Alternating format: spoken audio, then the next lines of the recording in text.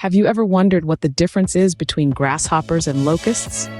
This question may seem simple, but the answer is complex and captivating. You see, all locusts are grasshoppers, but not all grasshoppers are locusts. Intrigued? We thought you might be. Picture a swarm of insects descending on New Mexico back in 2014. This event sparked a discussion that we're about to delve into. Stay tuned as we delve deeper into the fascinating world of these insects. Despite their similarities, grasshoppers and locusts are not the same. But what sets them apart? At a glance, their physical appearance might not reveal much, but the difference lies in their behavior, physiology, and phenotypic polymorphism. While all locusts are grasshoppers, the reverse is not true. Locusts are in fact a special kind of short-horned grasshoppers, set apart by their distinct behavior that shifts based on their population density. This is a feature you wouldn't find in your everyday grasshopper. Phenotypic polymorphism comes into play when we observe locusts in different stages of their lives. Unlike grasshoppers, some subspecies of locusts undergo changes in color and even body shape.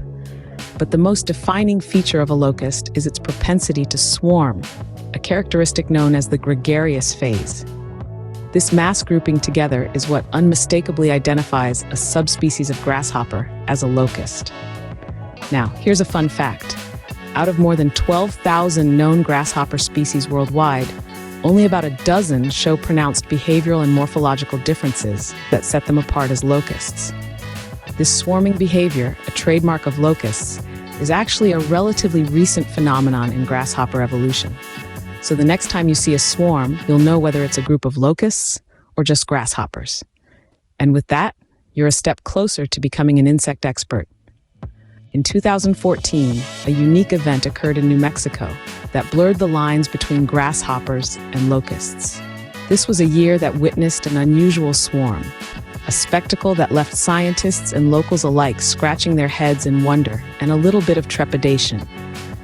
Imagine a horde of insects, so thick and dense that they could be mistaken for a cloud of dust.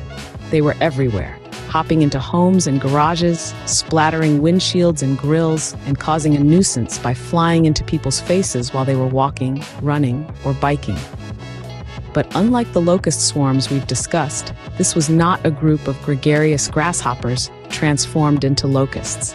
Instead, it was an army of Acrididae, a family of grasshoppers not typically known for their swarming behavior. So why did this unusual event take place?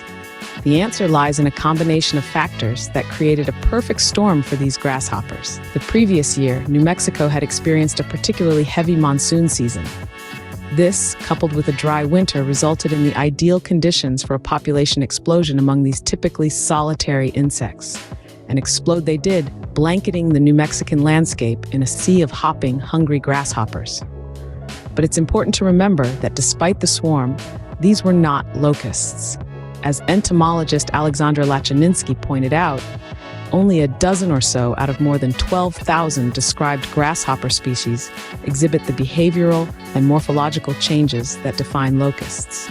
The New Mexico swarm was an anomaly, a rare event that has only occurred a handful of times in evolutionary history. This exceptional event reminds us that nature is full of surprises. Even in the world of grasshoppers and locusts, where we might think we have all the answers, there are still mysteries to be solved, still wonders to be discovered. The 2014 New Mexico swarm serves as a reminder of this, a testament to the unpredictability and sheer awe-inspiring power of Mother Nature. To recap, while all locusts are grasshoppers, not all grasshoppers are locusts. The key differences lie in their behavior and physical appearance. Locusts have a unique ability to change their behavior and form swarms, a trait not found in all grasshoppers. This gregarious phase, as it's called, is the most defining characteristic of a locust. Additionally, some locust subspecies experience dramatic changes in color and body shape throughout their lifetimes, a phenomenon known as phenotypic polymorphism. We discussed an unusual event in 2014 where a swarm in New Mexico consisted of non-swarming grasshoppers from the Acrididae family. This was an anomaly, and as our expert Alexandre Latchininsky clarified, these occasional gatherings don't necessarily mean these grasshoppers are locusts. So the next time you witness a swarm, you'll be well equipped to identify whether you're dealing with grasshoppers or locusts. Remember, nature is always